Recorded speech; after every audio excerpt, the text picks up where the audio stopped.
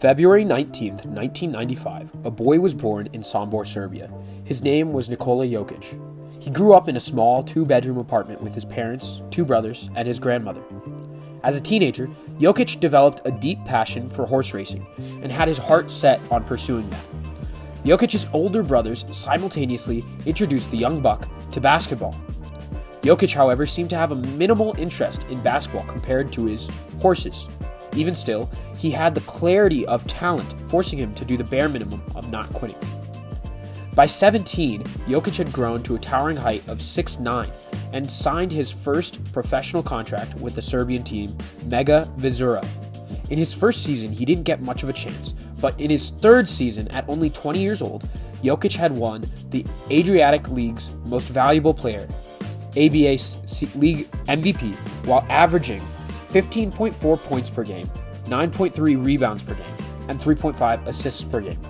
Something curious that happened before Jokic had this historic season was that across the sea in the United States of America, in a basketball league called the National Basketball Association, or the NBA, Jokic had been drafted in the second round.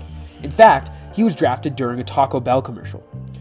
Kind of ironic given the fact that he was known for his round figure.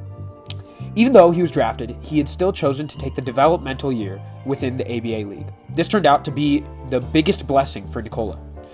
When he ended up coming to the NBA the following year, he was a diamond in the rough. He played under a coach who wasn't a basketball genius, but an incredible leader. His coach's name was Michael Malone. Within the same draft, the Denver Nuggets had drafted another center from Bosnia named Jusuf Nurkic. Jusuf Nurkic had a higher floor, but a lower ceiling than Jokic. As a result, he was favored to start the year.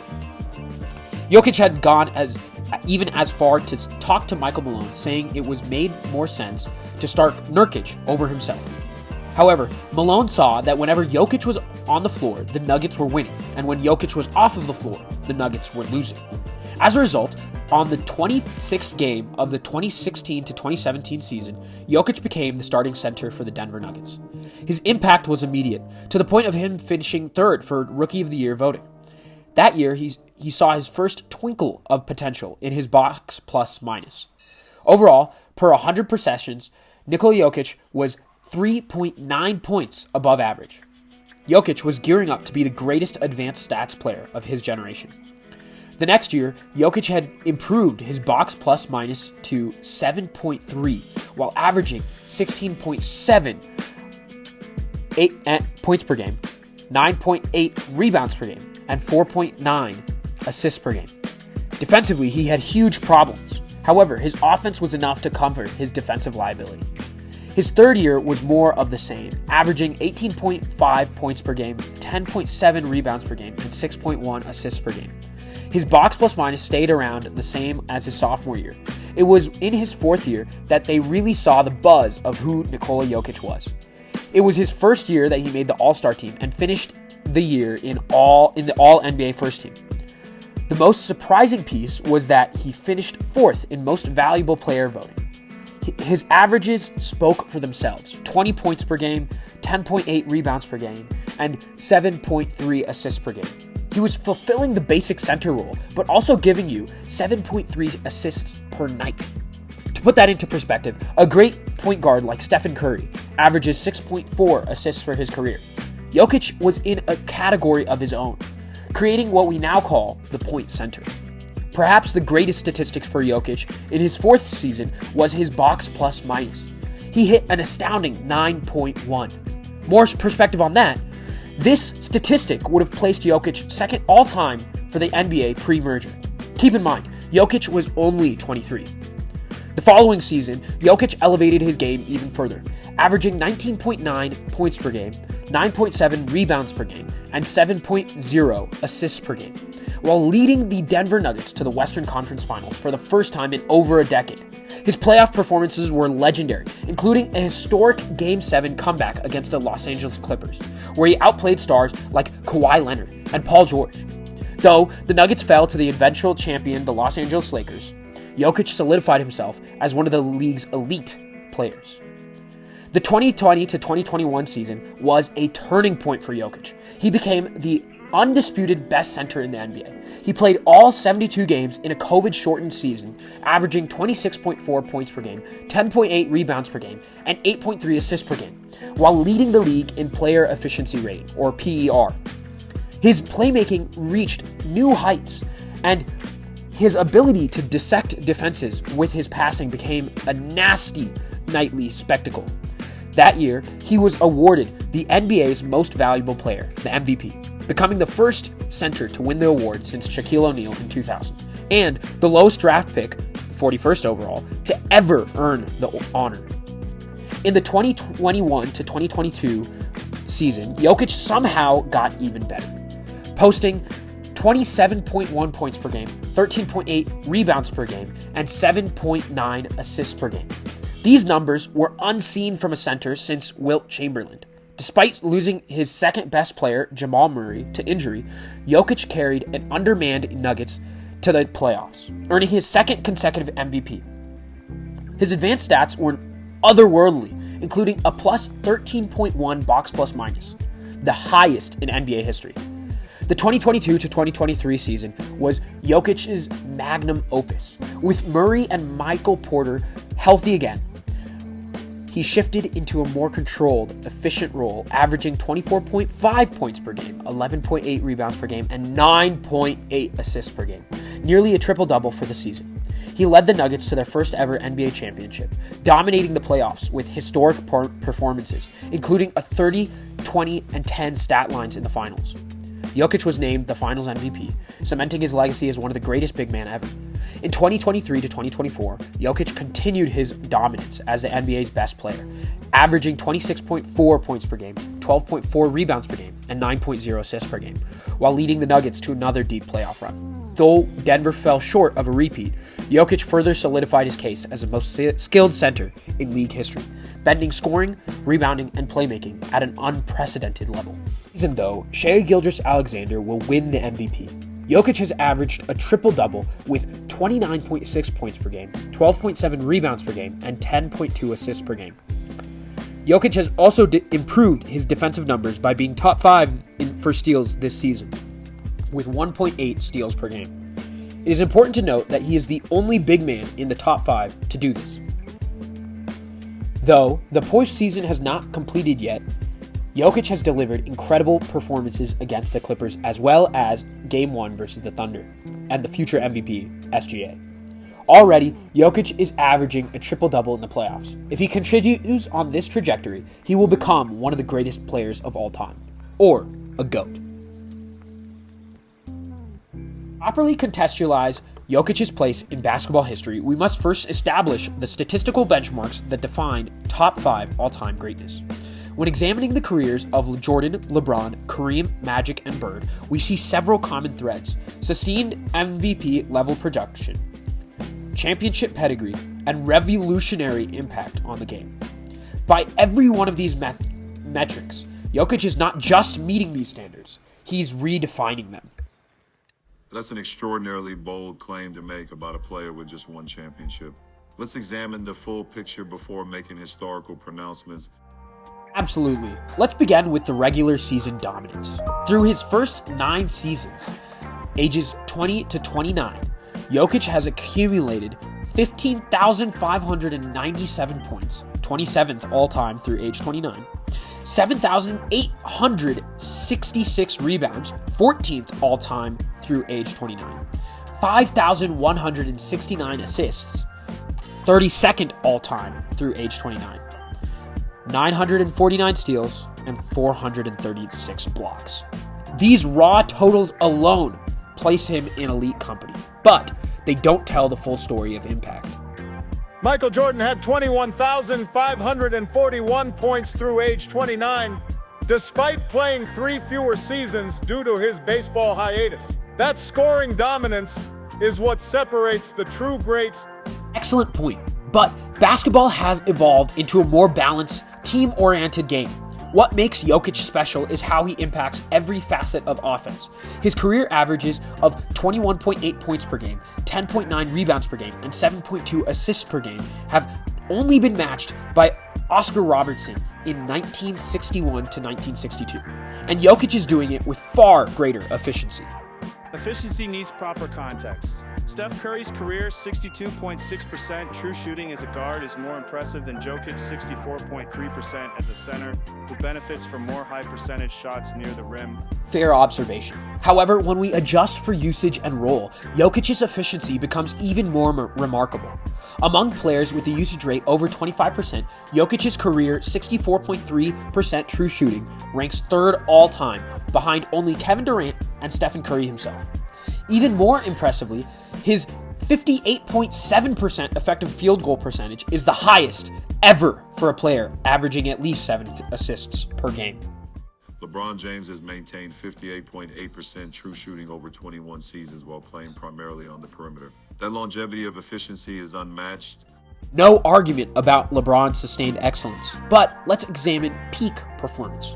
Over the last 5 seasons, 2019 to 2024, Jokic has averaged 26.3 points per game, 12.1 rebounds per game, 8.7 assists per game, 1.4 steals per game, and 0.8 blocks per game on 64.8% true shooting.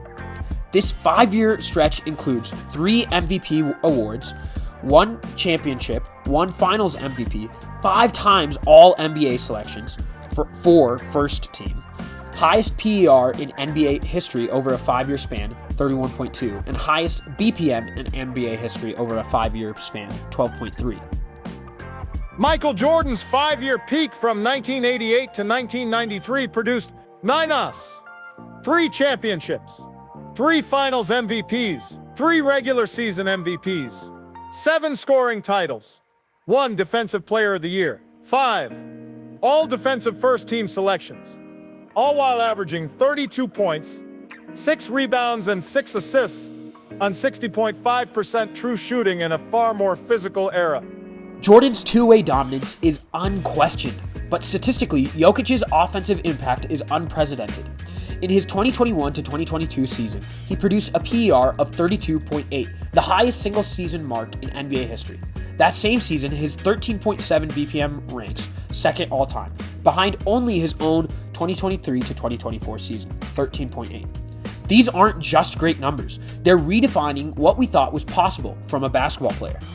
Steph Curry's 2015-16 season revolutionized basketball. His 402 three-pointers, 67% true shooting, and plus 15. 2 on-off differential changed how the game is played at every level. That kind of impact transcends traditional statistics. Disagreement about Stephen Curry's revolutionary impact. But statistically, Jokic is doing things we've never seen before. This season, the Nuggets score 127.3 points per 100 possessions with Jokic on the court, which would be the highest offensive rating in NBA history. When he sits, that plummets to 96.3, which would rank last in the league. That is a 31.0 net rating swing, and it's the largest single-season swing ever recorded.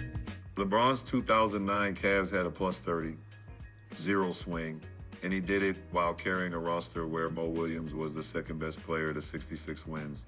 Incredible accomplishment for sure, but Jokic is doing this year after year. Over the last 5 seasons, the Nuggets are a plus 11.3 points with him on the court versus a negative 6.2 points when he sits.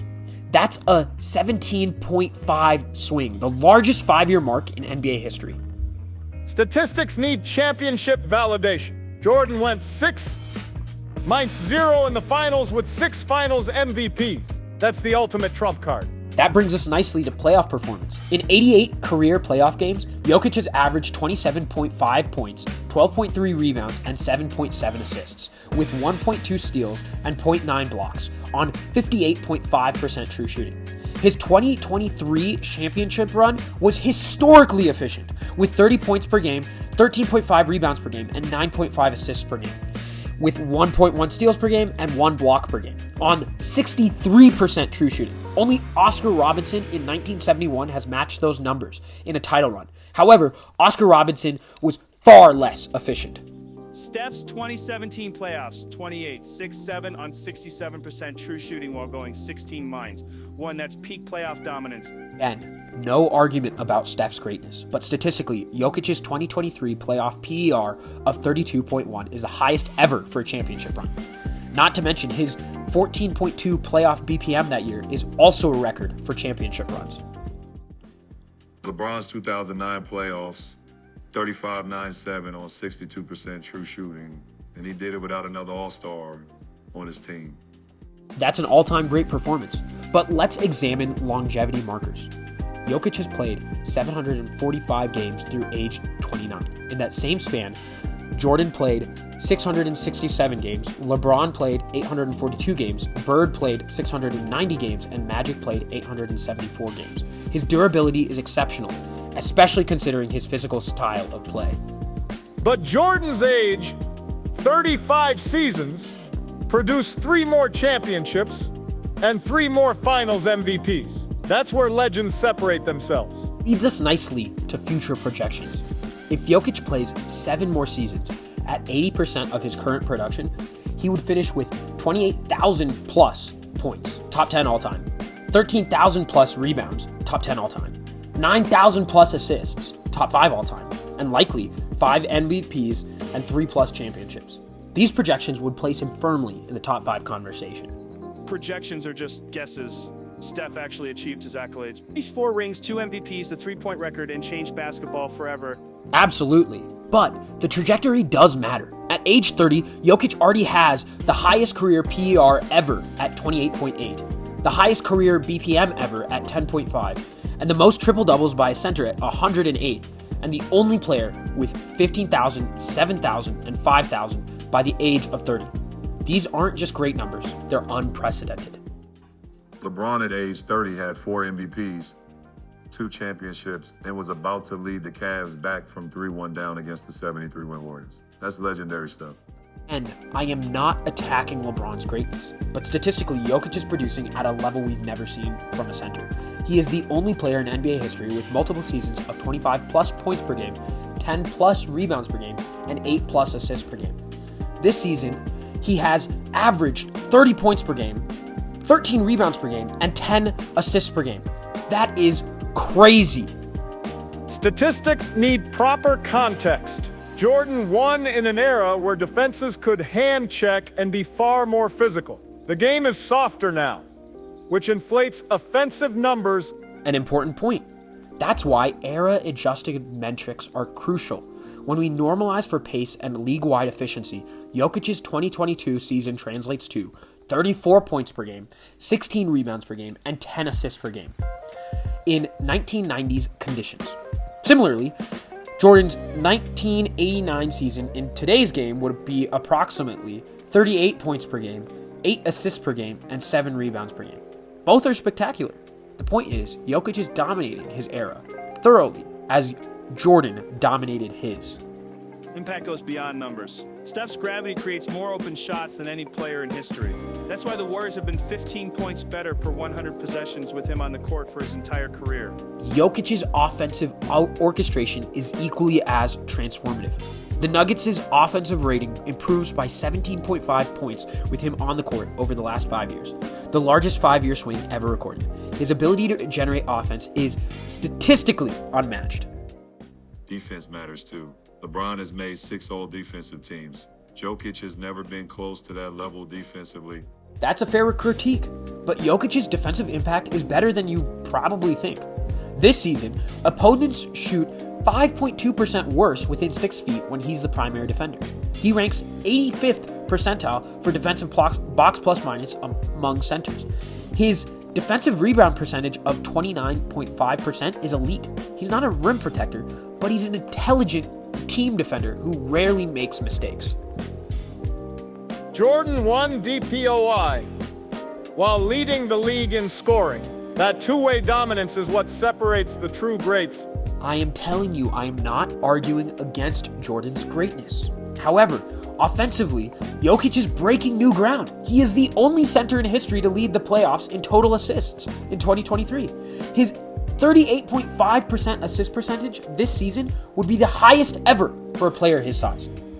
Steph has the highest career plus-minus in NBA history at plus 6,780. That's the ultimate impact stat. Jokic is already rapidly climbing that list.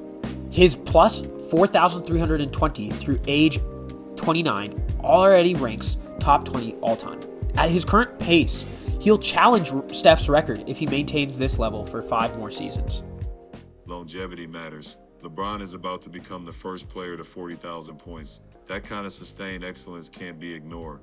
Absolutely. But Jokic's game should age beautifully. His skills, passing, touch, basketball IQ historically declined at a much slower rate than athleticism. Player with similar profiles like Duncan Malone and Kareem Abdul-Jabbar remained elite into their late 30s.